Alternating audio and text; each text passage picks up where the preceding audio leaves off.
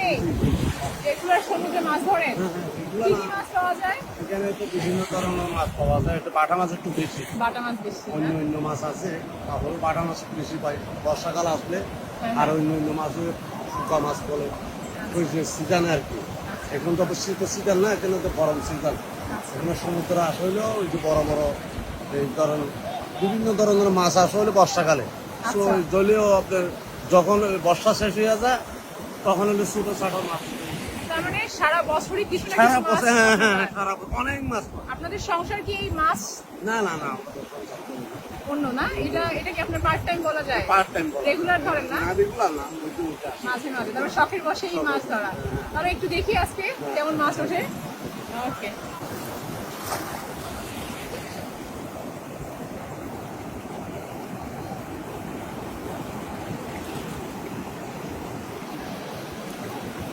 মাছ তো দেখে দেখতে হবে, বুঝলেন?